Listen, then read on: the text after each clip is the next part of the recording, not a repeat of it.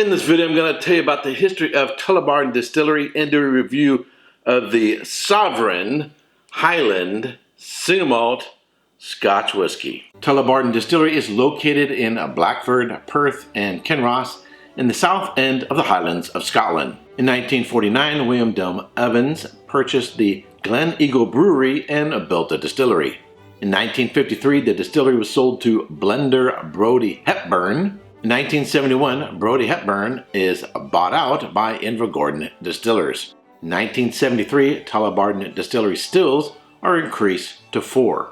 In 1993, White and McKay purchased Invergordon Distillers. In 1994, Tullibardine Distillery was closed. In 2003, a consortium of investors purchased Tullibardine Distillery for £1.1 million and brought it back into operation. In 2011, Tullibardine Distillery was sold to French wine and spirits group Picard Vin and Spiritus. Tullibardine Sovereign Single Malt Scotch Whisky. It's a non-age statement, but is believed to be aged around 5 years. It was aged in first fill ex-bourbon cask. It's bottled at 43% alcohol by volume and sells for about $44. And I know what you're thinking, Eric, what the hell, man? Ice is going to diminish the flavors. Why would you put a single malt scotch on ice? You're not making a cocktail, so on and so forth. First, I want to say, bullshit. Bullshit. I know a lot of people say that. I hear it all the time. It isn't necessarily true. Some whiskeys, particularly peated whiskeys, you put them on ice and you're not going to get a whole lot out of them. Other whiskeys, I would say particularly bourbons or bourbon cask whiskeys, when you put them on ice, some characteristics in the whiskey are going to be turned down and others are going to be enhanced.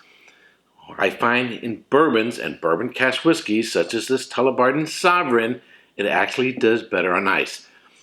Number two, in summertime, how we feel or what the room temperature is affects our perception of a whiskey. If it's a really warm day, you're going to enjoy a whiskey more if you put it on ice.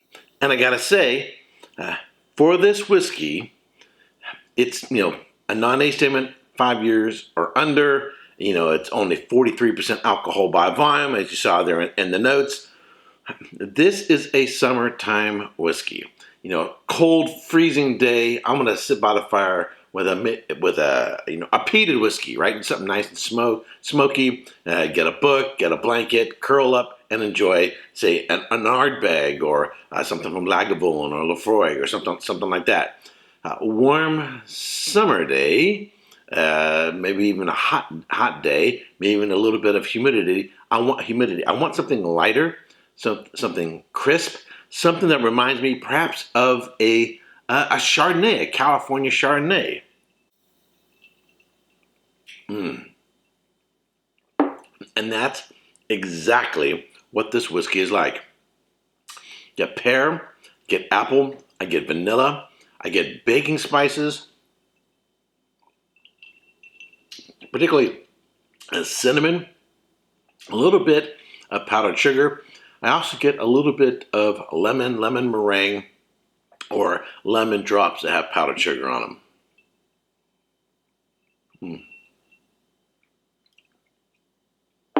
Yes, it is fine and neat. And yes, you're going to get more of, maybe some more apple and pear notes, more of the fruit notes, but the cask elements that which you get from the aging process, that particularly the cinnamon and the vanilla and those kind of notes are going to be enhanced. So if you like a bourbon on rocks, I think you're going to like this Tullibardine Sovereign on rocks. Again, warmer temperature, warmer day, summertime, when we start heading into warmer months, you're going to look for something lighter.